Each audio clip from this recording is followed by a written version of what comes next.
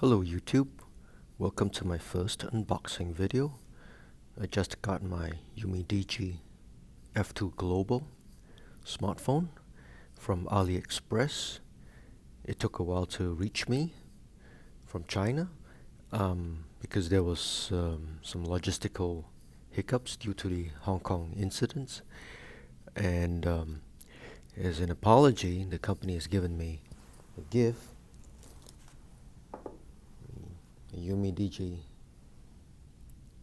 watch 3, right? I'm going to check it out later, but the focus of my video is on the Umidigi F2 Global, and specifically I will test it for its effectiveness in using it on the T-mobile network here in the US, and specifically I'm looking at its connectivity to bands 12, bands 66, and bands 71, the long-range bands that are used by T-Mobile here in the US.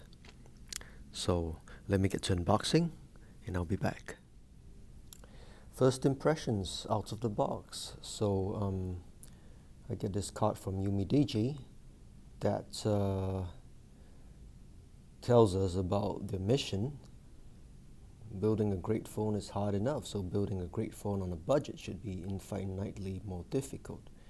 Well, I hope they managed to do that, because the cost of this phone was about, it goes for between 180 to 200 US dollars.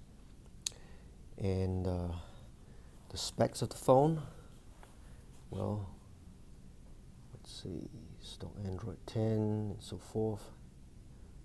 So just a quick review, all right? I'm not going to get too much into the technicalities of the phone. I think many technically inclined YouTubers will cover this better than I do. So I'm just gonna get onto it and put in my T-Mobile card, and we'll see how it goes. I like the fact that Umidigi already has a screen protector pre-applied for you, right?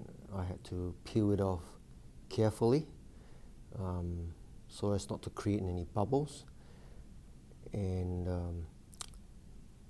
it comes with a pretty nifty casing. So I'm going to put in my T-Mobile card and we'll see how it goes.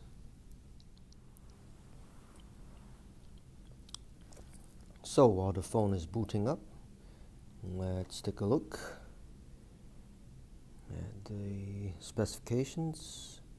Okay, as you can see on the network list, it takes band 12 and band 66 and 71.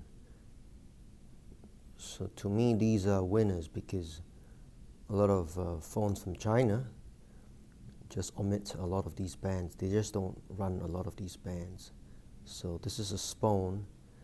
This phone is specifically built for the US market. So while the phone is setting up, I'd just like to talk about the casing that they give you. It feels almost like it's a quality casing, like Spigen, S-P-I-G-E-N, if you're familiar with the brand. It almost feels like it. It's got a certain thickness, and it's got a good tactile feel to it. So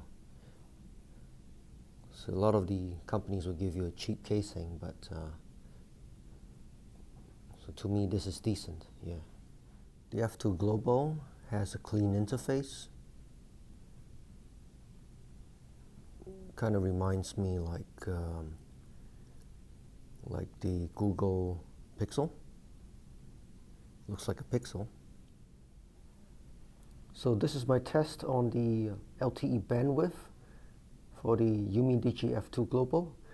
As you can see, it is picking up really well. The bandwidths used by T-Mobile, we can see that there's band 12, band 71, and the usual bands too, and there's also band 66 all the way at the top. So all in all, you're getting very good connectivity with T-Mobile on the Umidigi F2. To be honest, I am not a big fan of Umidigi's fingerprint sensor. It tends to be sensitive at times. I think it is designed to work well with your thumb, right? So, well, you can see I'm having some difficulty here. Heck, there you go, right? But you really have to put your thumb in to the groove, right? Really still. You got to keep really still when it reaches your thumbprint.